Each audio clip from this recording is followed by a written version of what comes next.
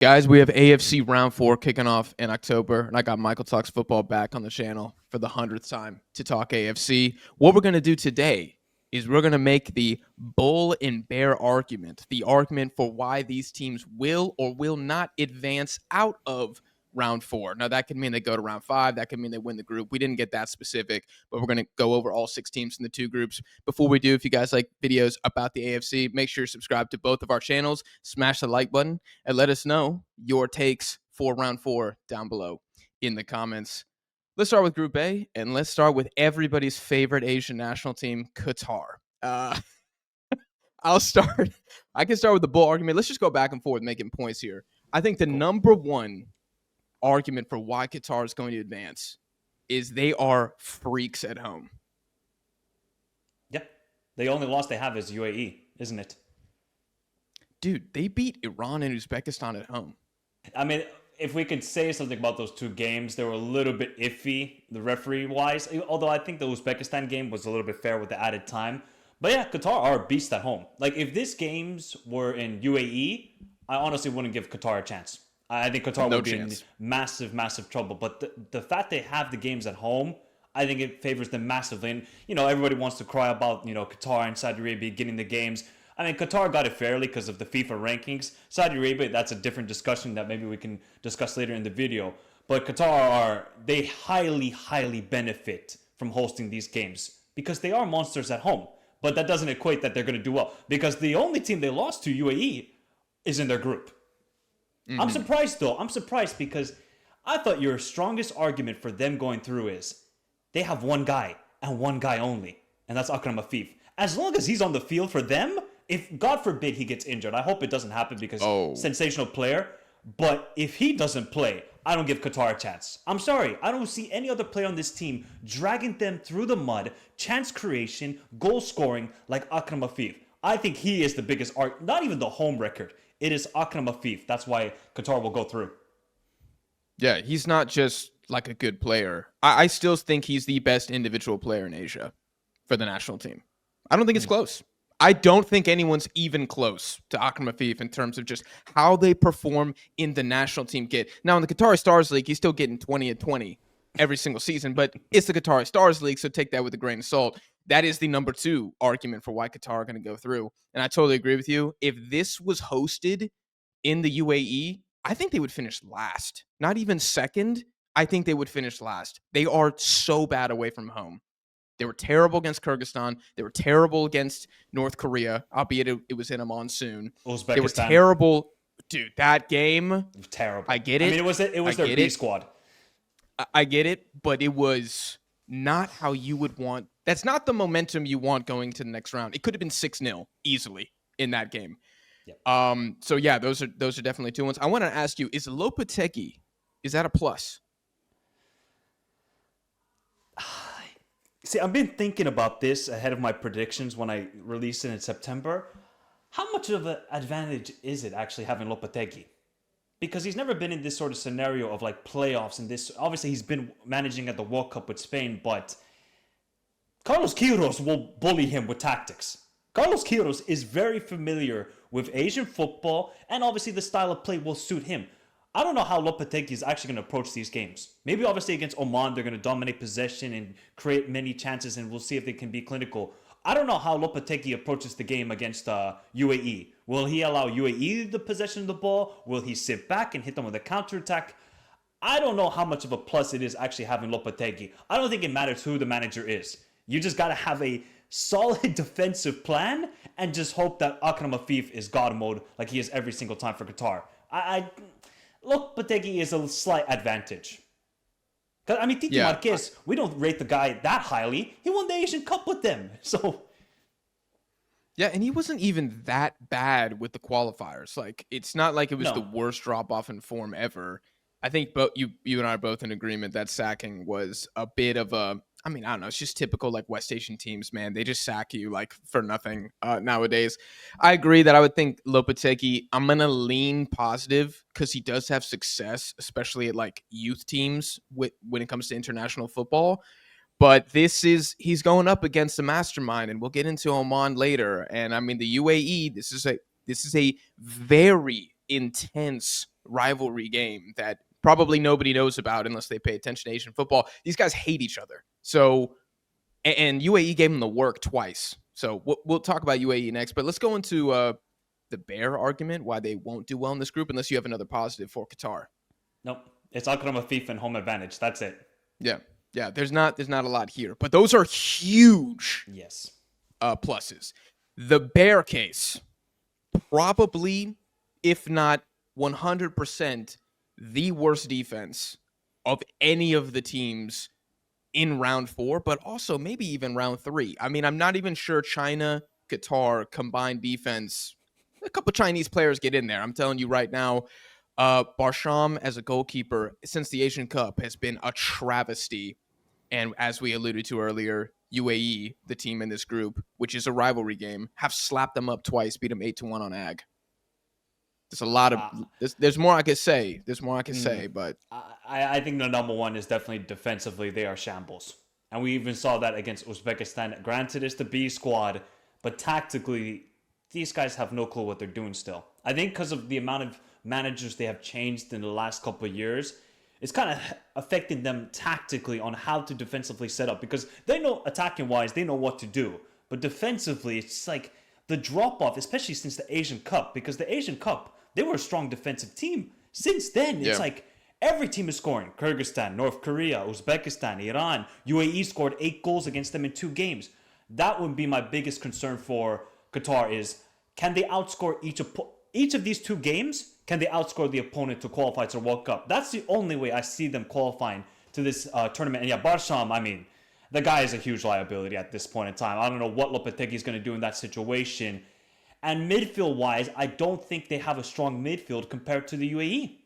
I don't. I think their midfield and defensively, that's their 2 biggest weaknesses. So Qatar are really going to struggle in these 2 games. And also, their first game is against Oman.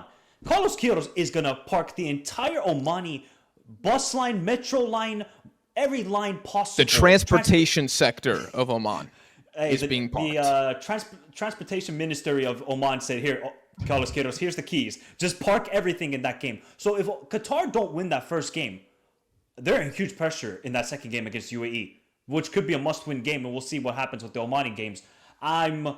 I can't lie, I think Qatar are in real trouble in these 2 matchups, but if they can just sort out defensively, they should be fine. But we have no positivity or any, what's the word I'm trying to look for?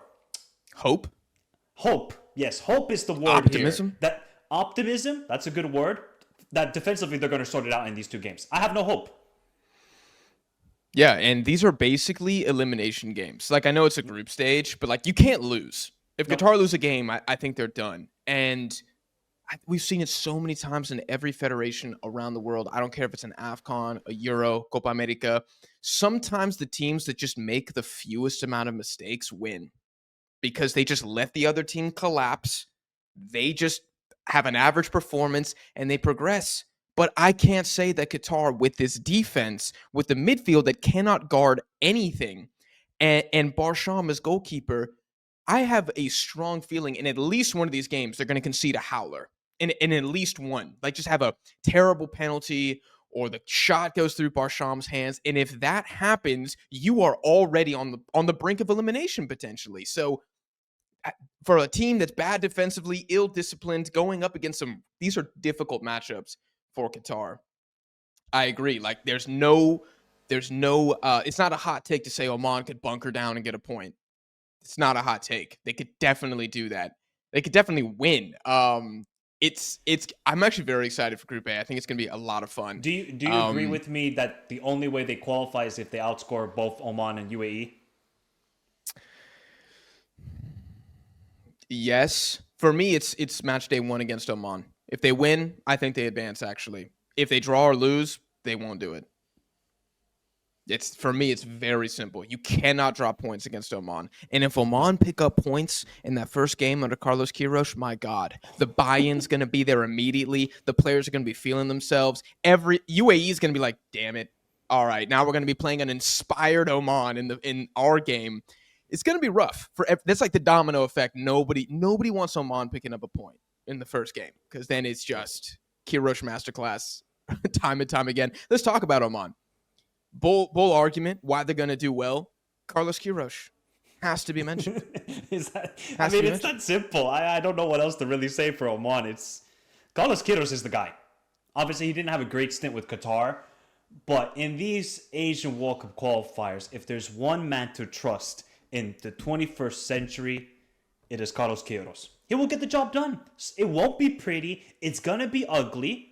But if you're Omani, do you care how you qualify to the World Cup? Your first ever World Cup? No! It doesn't matter if you're doing spectacular, you're playing joga bonito, tiki-taka football.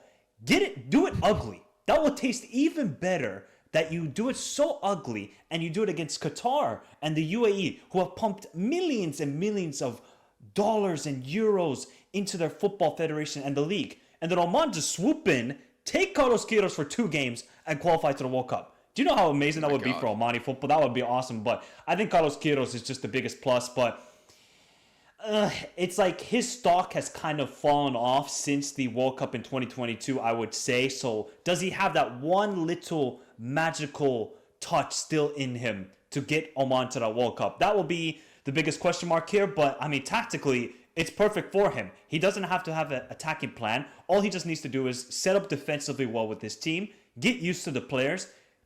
That's it. That's all you need to do if you're Carlos Queiroz and you're Oman. I think another bull argument for these guys is that, correct me if I'm wrong, they have the least pressure.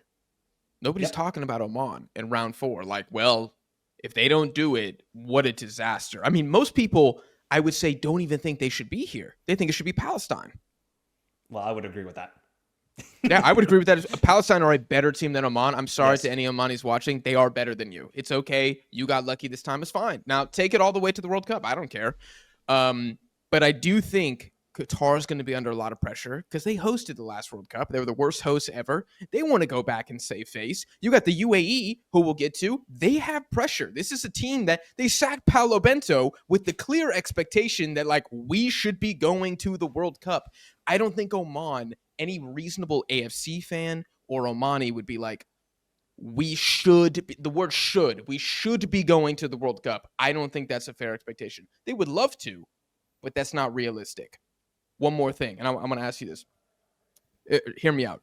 I think in terms of home form, right, teams have different form home and away. I don't think for Oman it matters that much. I don't really think in Muscat they're that scary. I mean, they got destroyed by Korea. They got rocked by Jordan. They're kind of just like the same wherever they play, and I think they actually travel quite well. So I think they'll be fine. I don't think we're going to see like Kyrgyzstan, for example, who like go away from home and it's just like or Qatar. Plummet. Or Qatar, exactly. UAE, that's an interesting one we could talk about. But I feel like Oman travels decently well. Do they have the best defense in this group? Yes. I would actually say, yeah. They would probably have the best defense in this group. Now, I'm trying to remember their away fixtures. They got a point away to Iraq, if I'm not mistaken. They got a point away to South Korea. They lost 1-0. They lost to Iraq? Yeah, 1-0. That was it. But they were the better team. They were the better team in that game. They had a lot of good chances in that second half, if I remember correctly. So, yeah, they traveled pretty well. And obviously, look at Iraq and South Korea. These are 2 juggernauts of Asian football right now. So, Oman traveled pretty well. That will help them a lot. And they have no pressure.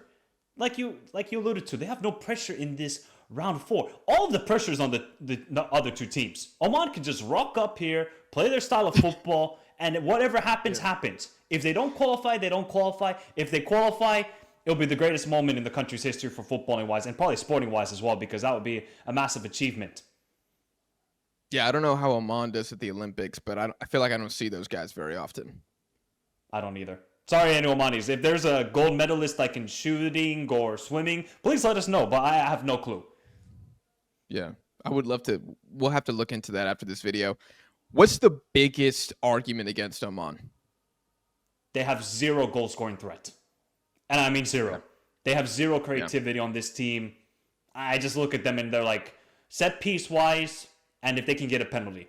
That's the only way I see Oman scoring, which will definitely suit the style of football that Carlos Queiroz wants to play, but I just look at them and they cannot create. So if they're going to just bunker down and sit back, What's their attacking outlet? Who will be that guy that can drag them through the mud? They don't have an Akram Afif. I don't think they have like a Harib Abdallah from UAE. They don't have that sort of player on their team. And in these games, 2 pressure cooker games, you need your star players to show up. I just don't think Oman have that sort of star power in their squad to really get that 1 or 2 goal. All they just need is probably 1 goal, and that's enough. So that's my big argument against them. I think they can be solid defensively. Creative-wise, I just don't see it for this side, and that's going to probably be their downfall in this round 4. Yeah, it's funny because their weaknesses almost justify the Kirosh appointment in a way. Because it's like, yeah, we're not going to score unless it's a set piece or a corner.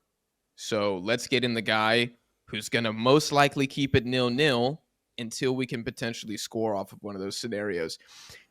One thing that's a bear argument for me is I actually liked Rashid Jaber, their manager previously. And I think, again, we want to talk about unjust sackings. I think him getting the boot after finishing above Palestine, who you and I both agree is a better team, they're certainly more talented than Oman.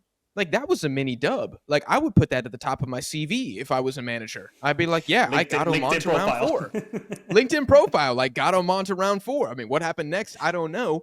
But getting rid of him is a gamble. Because I think even if he failed in round 4, I would have loved to have seen what he could do at the 2027 Asian Cup. Like, I think Oman would have been a scary, not sexy or fun team to watch, but like a, damn it, we don't want to play Oman in the round of 16. Like a quarterfinal. And now you team. have Kirosh, quarterfinal team. And now it's like the kitchen sink's been thrown at Kirosh, who might not have enough time to implement. I mean, he might just come in and give a speech, which will have to be translated. I mean, I don't know what he's going to do. Like, there's no friendlies before that, to my knowledge. So I haven't seen anything yet. Yeah. No.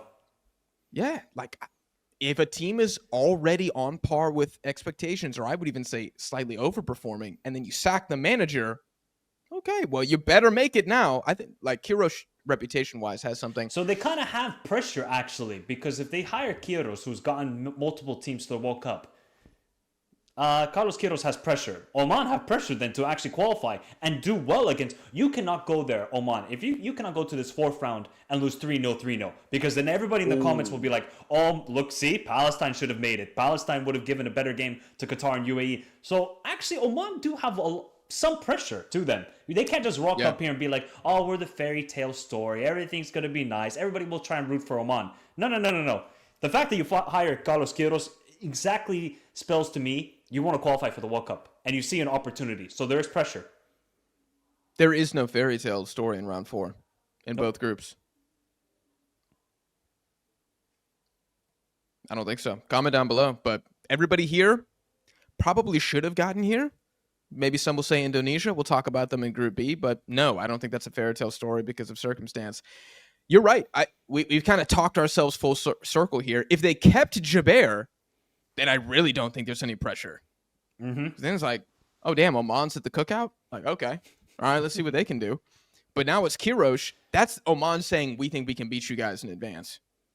I was like, all right. I like that. Okay. I agree. There is a little bit of pressure. Kirosh reputationally as well. If they lose 2 games, -5 GD, he might be done coaching. Yeah, I think so too. Because look at his recent jobs. Colombia, absolute disaster. Obviously, Iran World Cup 2022. It went well. I think they should have still gotten past the group with the USA and Wales. And then Qatar, terrible. So yeah, I think Carlos Queiroz wise, this is it. If he doesn't get a good positive result, I think he's going to retire. One more thing I want to point out. I had to dust off the scrolls for this one. Hit the like button for more fun facts.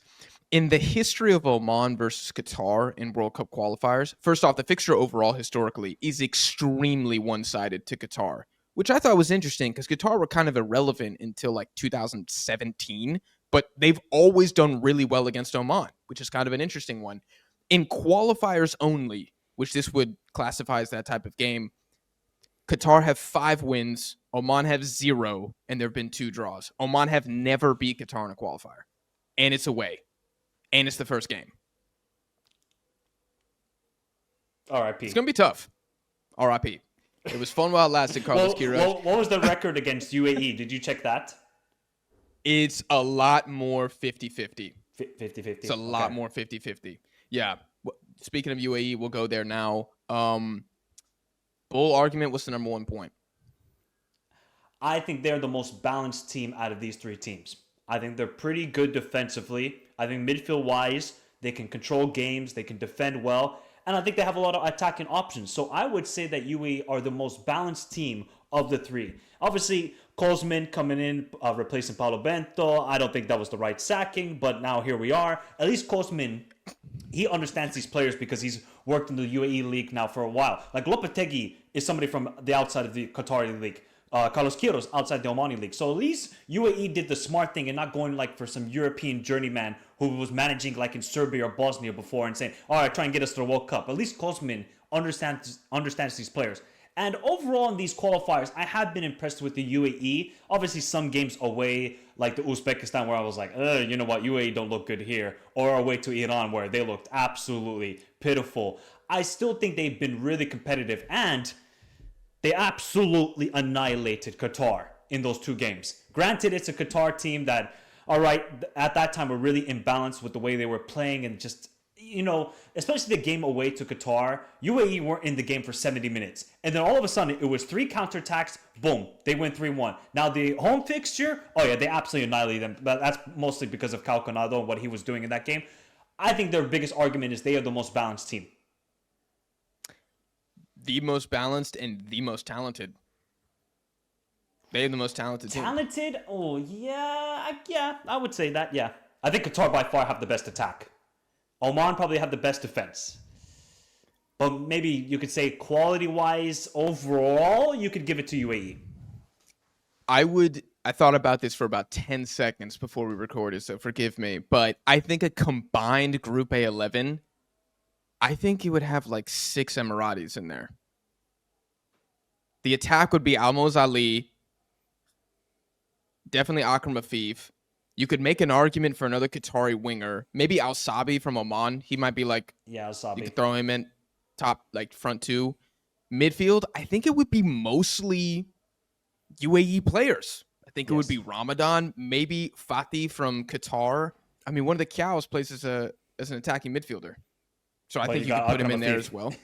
Yeah, well, if you don't put Akram Afif left wing, yeah. I think we somehow got to get Harib Abdallah in there too, because I think he's been really good for UAE.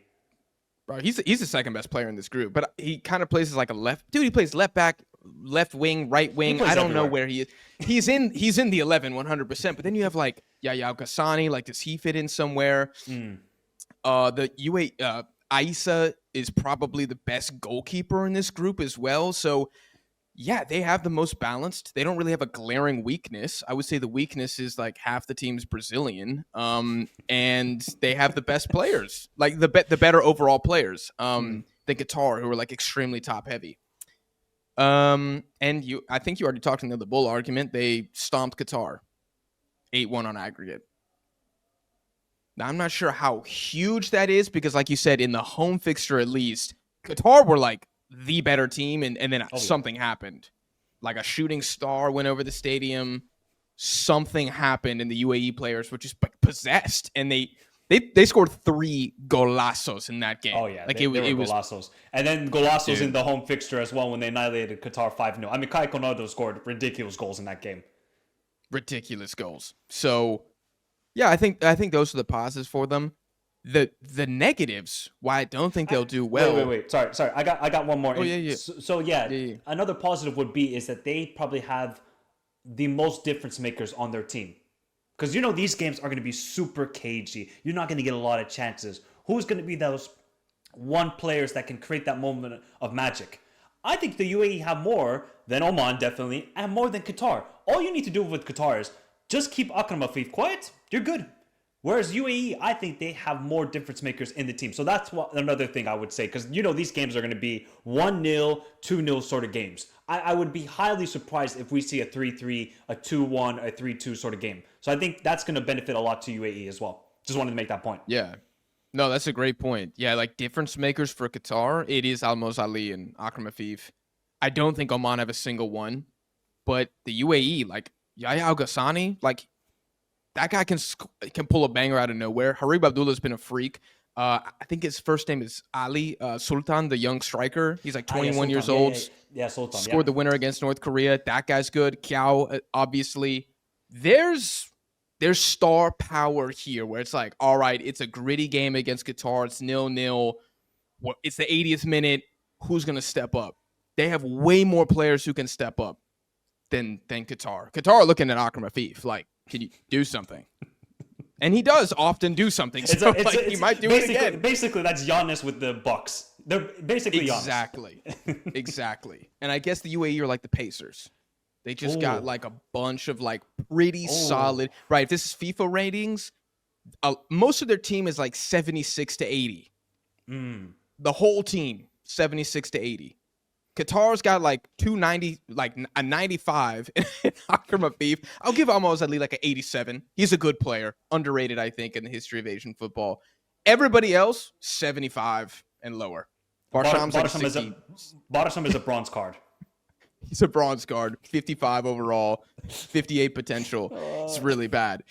Okay, so for the bear argument, you asked about how Oman is done against UAE. I just wanted to point this out. Basically, every Oman UAE fixture ever is like a 1-0.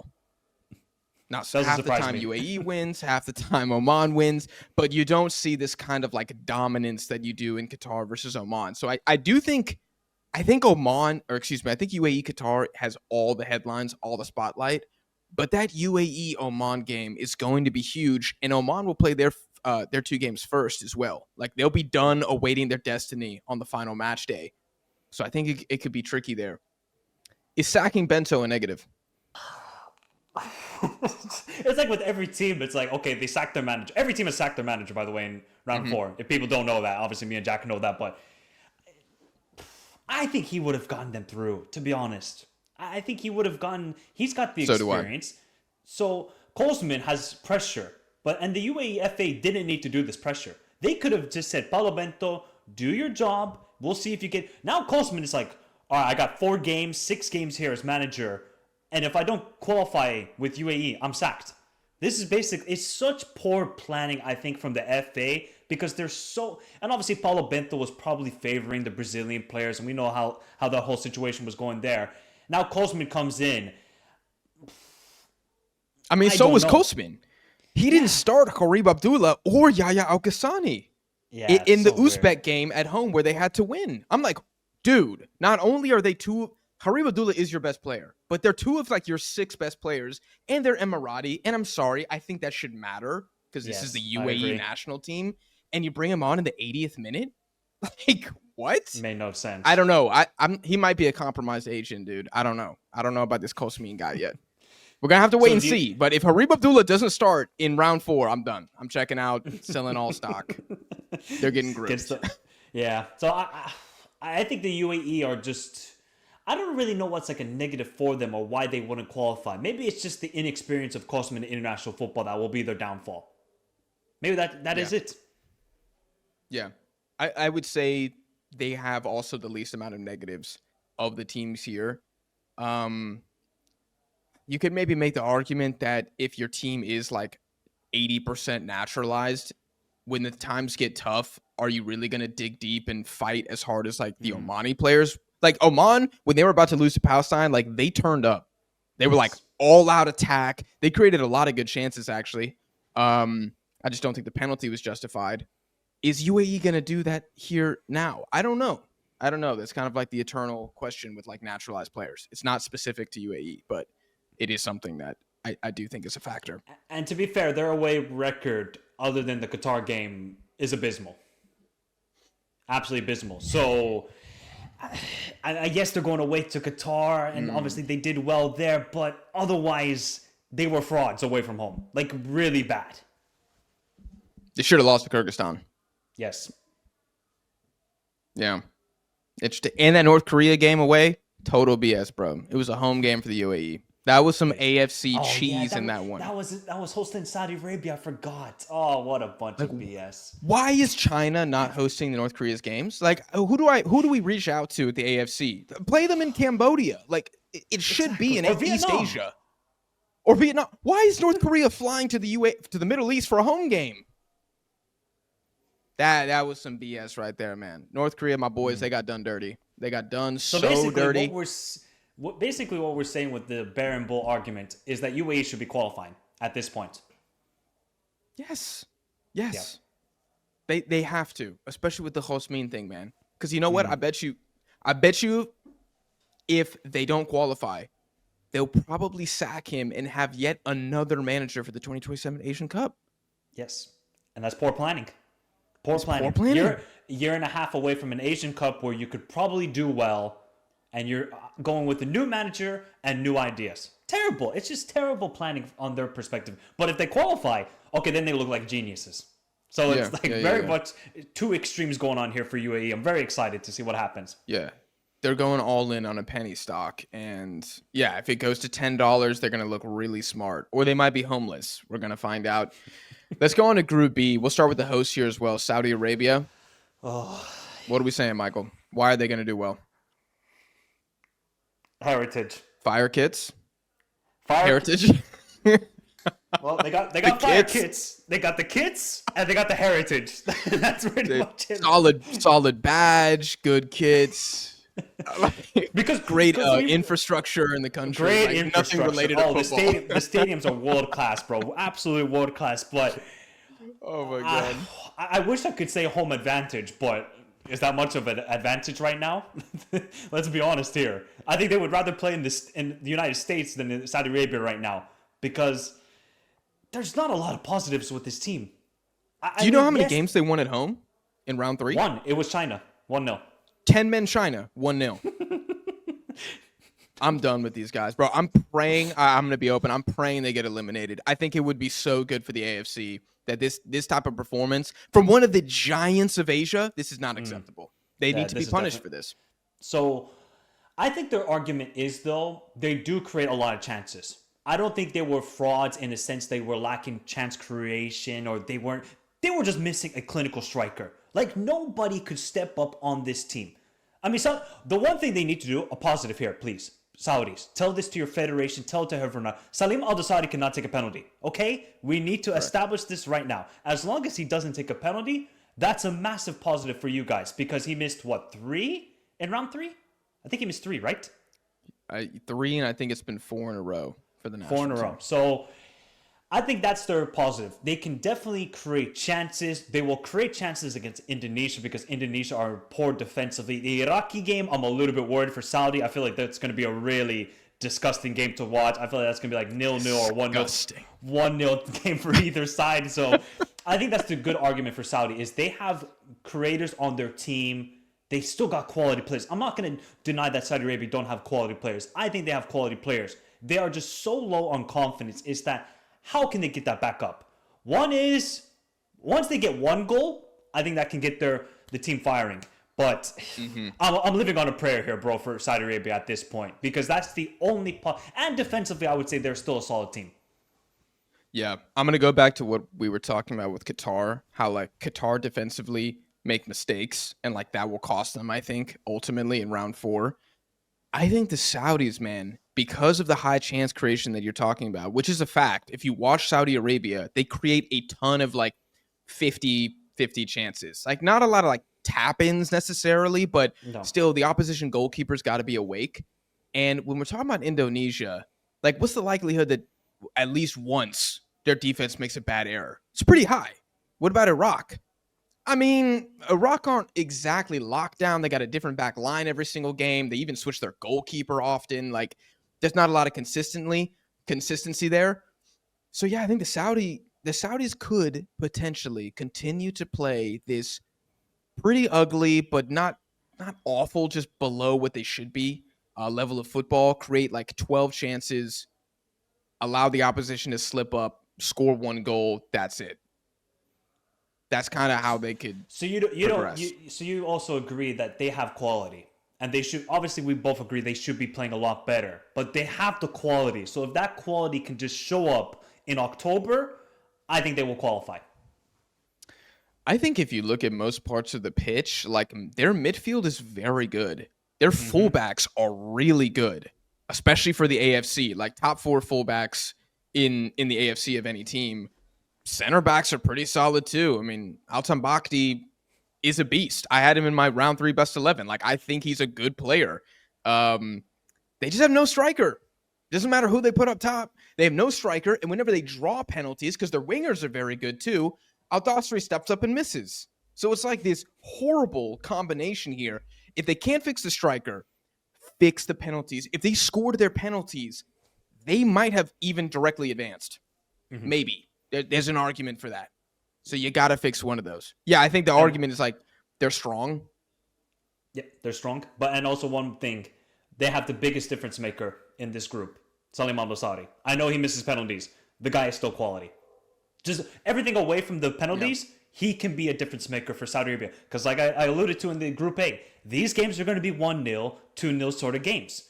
Saudi Arabia still have one of the best attackers, or probably the best attacker in Group B. And so, although Ayman Hussein is there, but I still really rate Salim Al-Dossari. Yeah, that's a finish. We're talking finisher versus creator here. Yeah. I mean, if you're going Ali Jassim versus Al-Dossari, who had a better round 3, it was Al-Dossari, even with the missed penalties. Like, yes, he still generates 50% of their chances.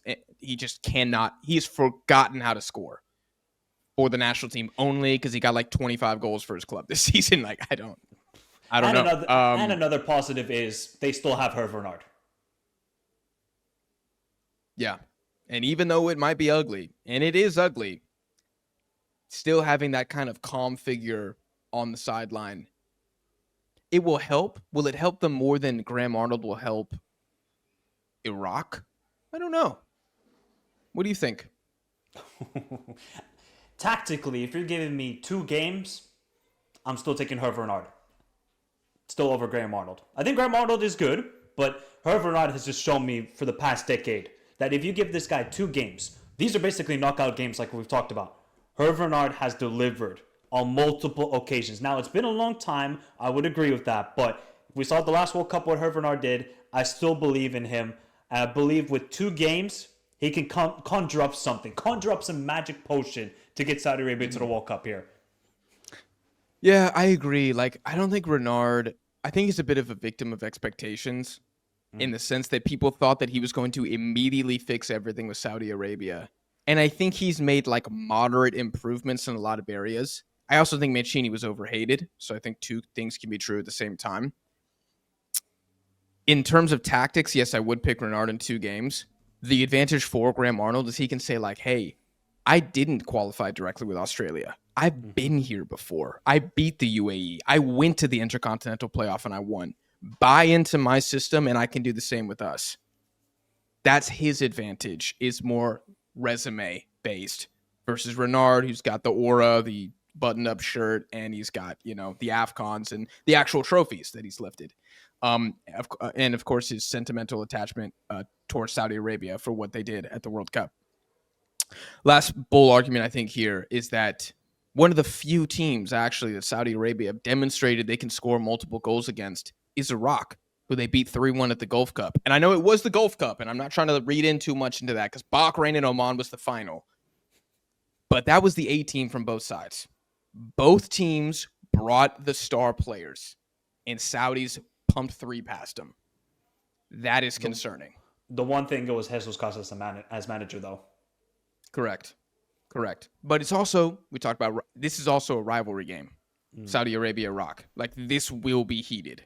I'm very excited for what it could be, but it's going to suck. It's going to be a one. You're going to do a watch along. I'll be watching the game here, and it's going to be 1-0, and Jack's going to be like, oof, at least that's done. You're not qualified, or Saudi Arabia qualified. You can go home, guys. We're going to be texting each other and be like, I didn't think anything could be worse than Japan, Australia, but here we are. Iraq, Saudi Arabia. If we can survive a Tunisia game, we can survive anything. Oh, my God. Did we do that Tunisia watch-along together at the last? For Mali. Why did we do that? What a terrible idea. I mean, like in hindsight, I'm like, were we just trying to torture ourselves? That's crazy. But okay, all right. Why Saudi Arabia won't be good? They don't have a 9. No goal scoring. Case closed. Nothing from the jury. I Home there's form is nothing I kind of can say. trash. Kind of. They won one game. Indonesia got a point away. Indonesia.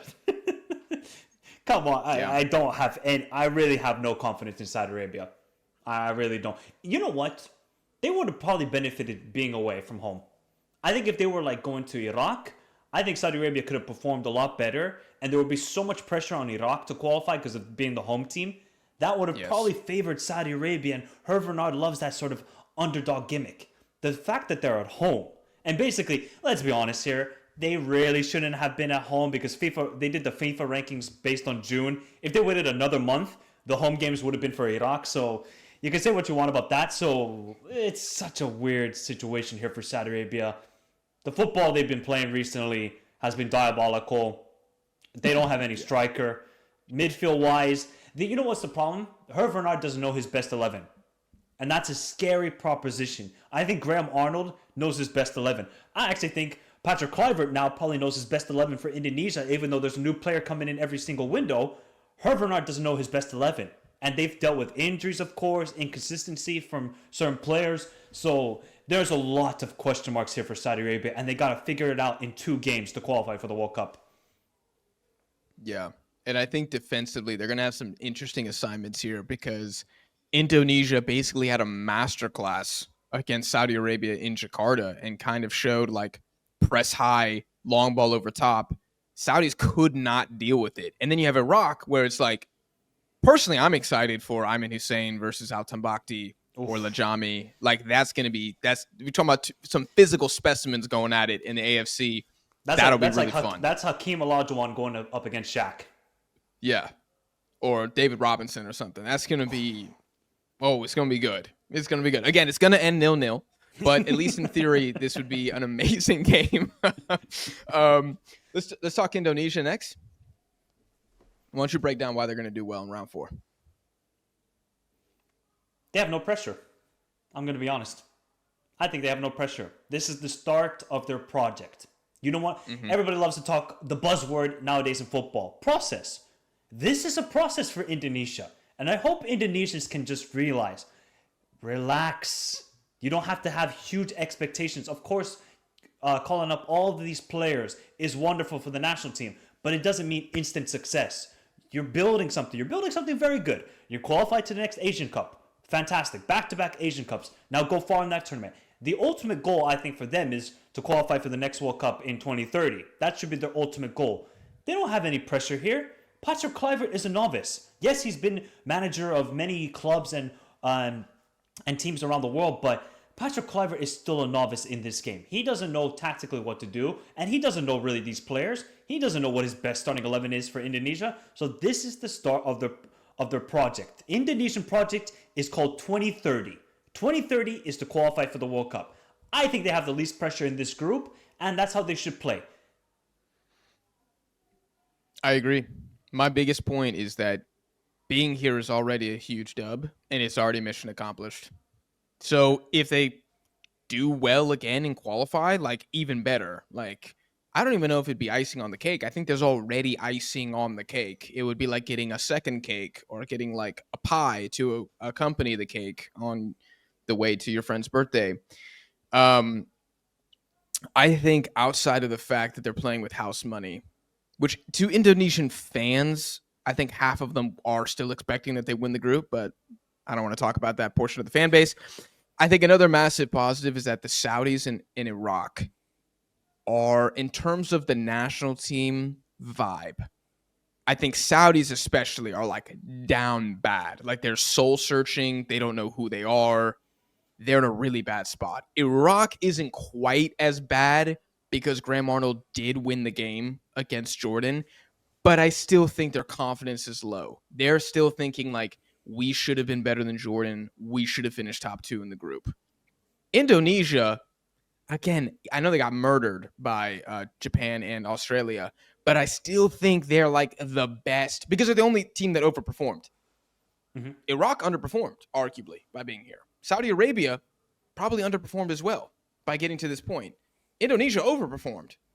So I think they're not going to be dealing with like a gray cloud over the national team like the Saudis in Iraq probably do.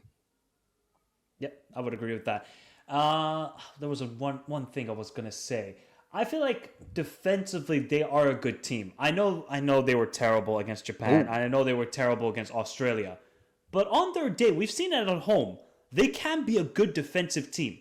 With Martin Pais and Itzes, I think one of the best center backs and one of the best goalkeepers in round four. You could probably give the argument probably the best goalkeeper, maybe even the best center back. As long as you have those two players, you have a foundation to be a good, solid defensive team. But obviously, I'll talk about it with the negatives. They have the pieces to do well in this round. I think Yusupov is so clear of Martin Pais in round 3. No, I'm talking about round four. Between The best teams goalkeeper in round 4. Oh, yes, okay. and best center back. Best center back. No, I think Tambaksi's better than Itzis Okay. for the national team. I don't watch Itzis in Serie A, but nor do I watch the Saudi Pro League. But I would say Itzis is definitely top 3, and if Martin Pais isn't the best goalkeeper, I mean, who would you say? Basel from Iraq, maybe, or Yeah, probably give it to slightly second. I would still say Martin Pais on his day is a monster of a goalkeeper. Yeah. I'm comfortable with him definitely being top 2. My concern is that I don't think Indonesia have bad pieces defensively. I just don't like when I look at any national team and they get blown out often. I don't care if Indonesia lose because they're supposed to lose. Again, Project 2030, they're supposed to lose. It's okay.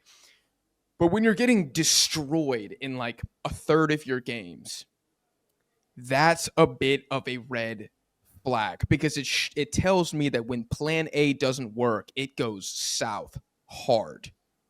And I didn't think they looked that great in either game against China, actually, as well. Even when they won 1-0. I mean, it was a penalty, and it was a stupid-ass penalty that China conceded.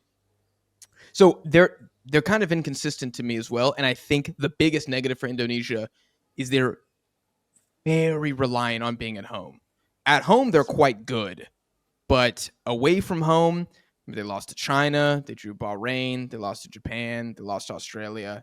They drew Saudi Arabia thanks to Al Dosseri being trash in that game. So I don't know. I don't know. I don't have a lot of confidence in Indonesia in this round. Another negative for them is they have the worst manager by far in this round. I mean, it's not even close. Patrick Kluivert is basically the Dutch Frank Lampard. He doesn't know tactically what to do with this team. They have good pieces, but I mean, I don't think the Australia game was so bad. I feel they created a lot of good chances, and it was really just individual mistakes. The Japan game, I thought, away from home, was horrible. I mean, defensively, how they set up. They were in a low block, but they still left so much space to the Japanese team. It's like, Patrick Kluivert, are you dumb?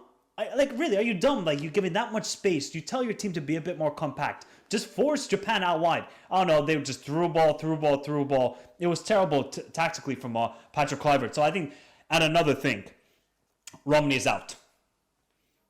Oh.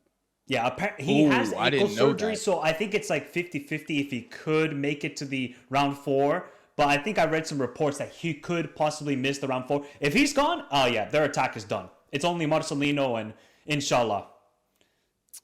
Yeah, because even like Ragnar's not really a goal scorer. He's much more of like he's like a high pressing 9. Off the ball merchant. Yeah, very, very exactly. Like very good work rate, but he's not a great striker of the ball. If Romney's out, that's huge. Yes. That's huge for Indonesia. Because even Marcelino's not really clinical. I mean, he's missed some sitters in that Bahrain game as well. Oh, that's bad. That's pretty bad. That might be like the worst omission from at least Group B. I don't know who's out from Group A. But, okay, for the sake of time, let's conclude here with Iraq. Bull argument. Graham Arnold's been there, done that. Intercontinental playoff merchant. He's got it. Intercontinental playoff merchant. Pretty balanced squad. I think it's fair to say. Do you think it's more balanced than Saudi?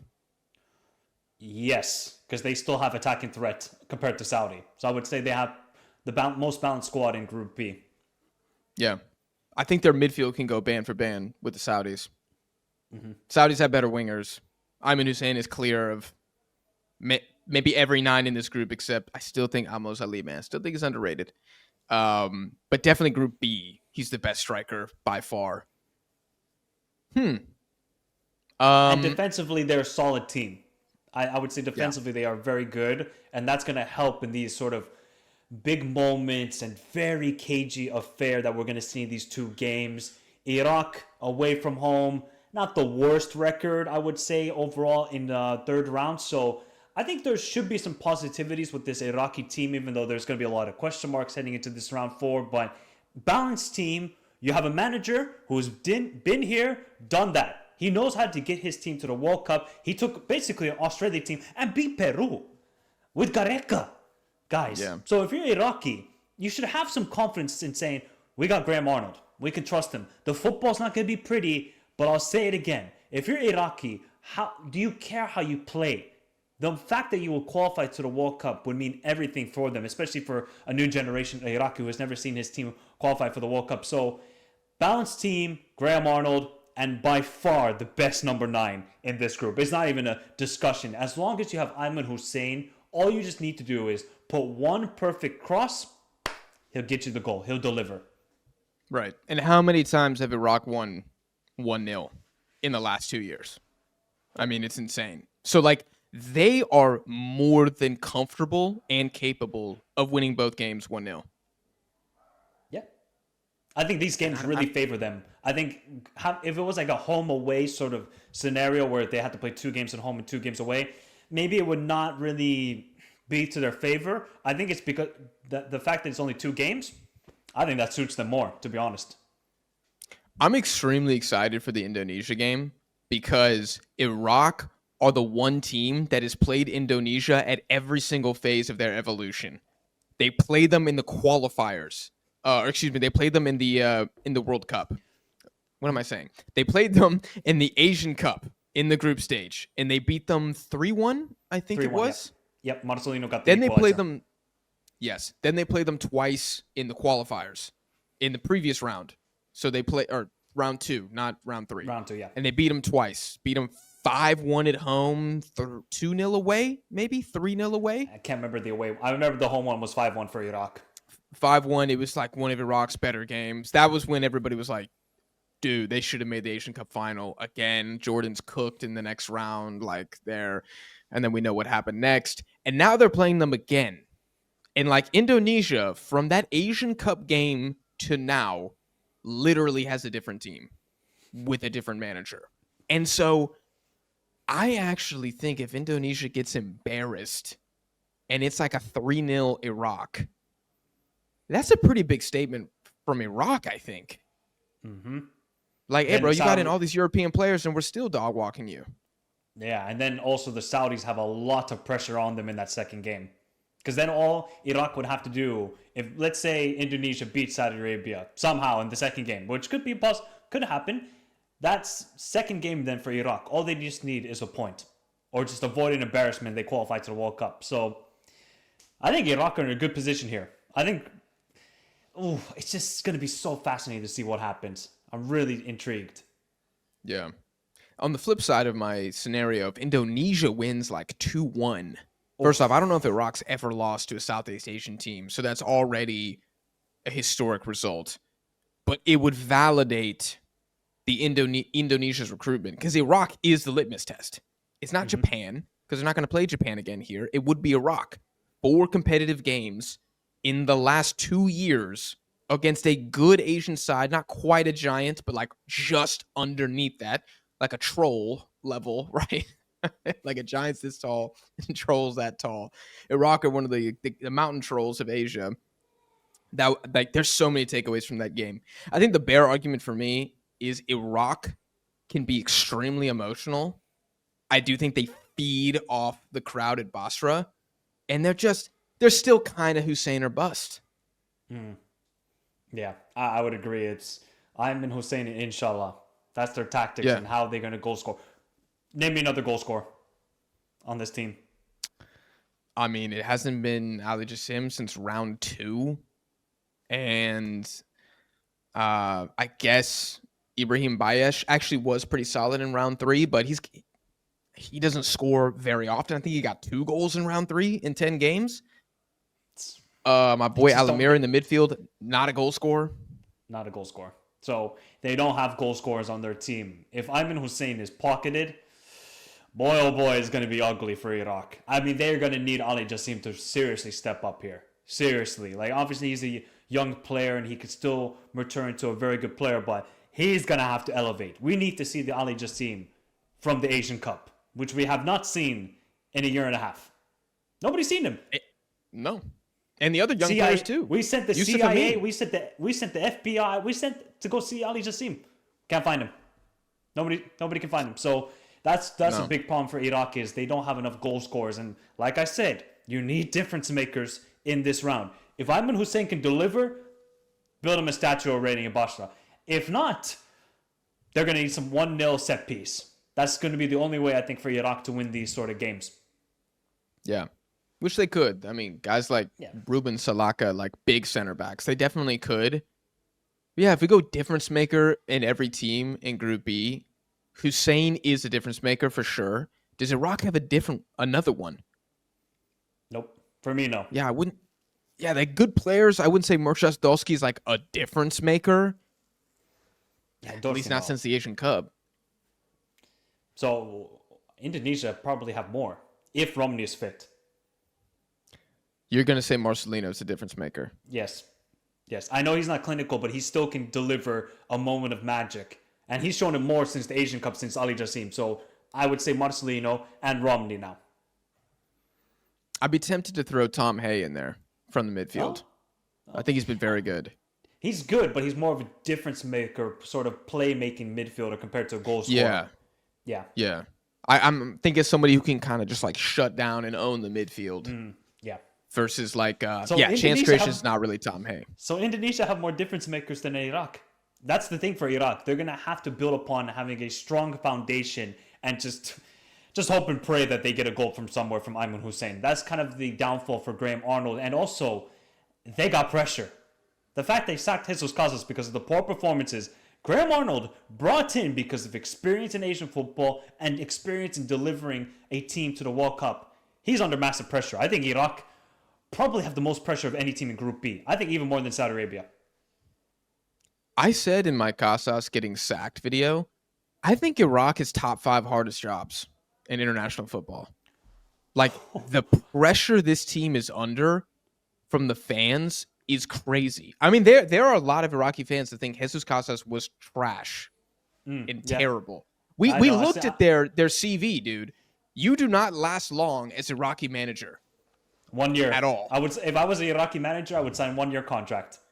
Yeah, if you hit 30 games, that's historic.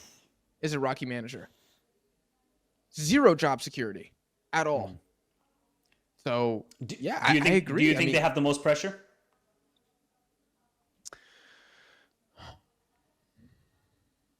It's very hard to say it's more than the Saudis because they did bring Hervé Renard back.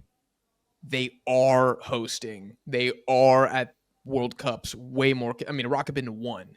Saudis consistently represent the AFC at the World Cup. The world expects more from the Saudis, but Iraqi fans have the same expectations as the Saudi fans, if not even higher. They think they're better than Saudi Arabia, and they might be. Yeah. But I don't think the world is like, man, how did Iraq do that? Oh my God, they didn't make it. Frauds. I don't. Asian fans might troll. Jordanian fans will troll, but I don't think the rest of the world will be like, God, and Iraq, you made a good. How could they? You made a good point about the emotional factor that sometimes I would say the emotions get too much for Iraqis, and that kind of affects their play.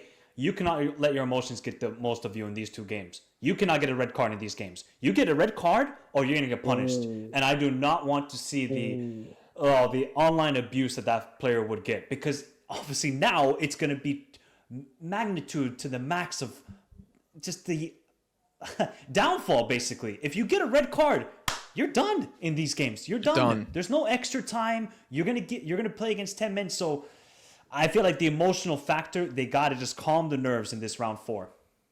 Dude, and guess who's very adept at being extremely annoying?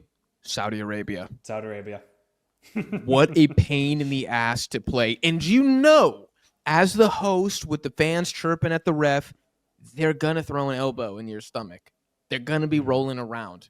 If Iraq doesn't keep their cool, yeah, they're going to get a red and they're going to lose. And it's all going to be because somebody got emotional or fell for the trick. You cannot fall for the Saudi dark arts. I saw it at the entire Gold Cup, man. It was so funny watching the CONCACAF fans who don't watch the Saudis. They were like, oh my God, like these guys don't play footy. I was like, welcome to the AFC. This is what everybody's been saying for decades. It's true. Like, but that's part of their brand. Yeah. So you can't, the reason they do it is because it works.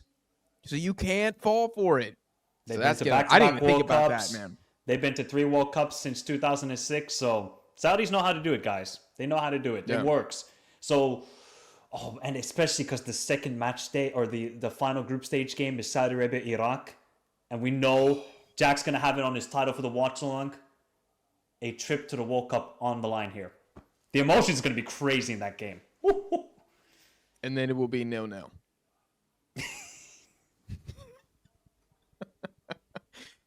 Saudis will get a penalty, but Al Dosri will miss again, and then it will end 0-0. God, can you imagine if this game ends 3-2 Iraq?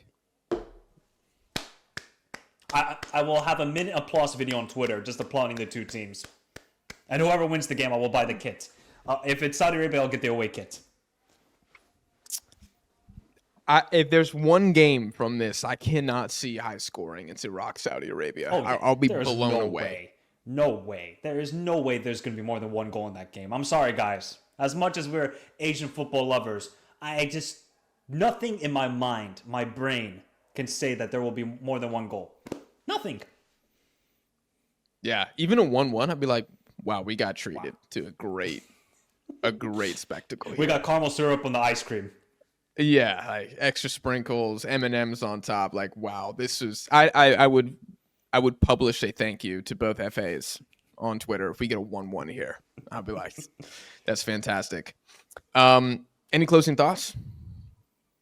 Bring it on, man. I can't wait for this round 4. The implications are going to be unbelievable. And if we do our biggest takeaways after that window, there is going to be even crazier.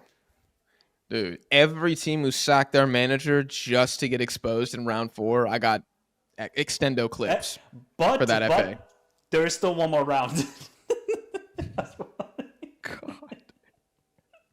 Yeah, I know. So we're going to be like, yeah, this was a bad decision, but then maybe it's not because they're playing in round 5 and then they're going to play, I don't know. Rinse and repeat. In DR Congo in the playoff, and it's going to be, it's like, it feels like we're so far away, but the World Cup's in less than a year. Yeah, it's crazy, man. And we know so little still about who's repping the AFC. And in next month, I'm buying my tickets already. To the World Cup? Yep. They're out September 10th. September 10th. Oh, God. I'm going to have to set an alarm for that. I'm going to be ready on my computer, just scooping up as many as I can. God, I can't wait. We got so much in front of us before then. Guys, those are our arguments for and against all the teams in round 4. You guys let us know if there's anything we forgot to mention down below in the comments. Michael and I will be dropping plenty of AFC videos on our respective channels, so make sure you subscribe to both of us. Smash the like button if you could, and also check us out on social media. The links to everything will be in the description of this video. We appreciate you guys for watching, and we'll see y'all in the next one.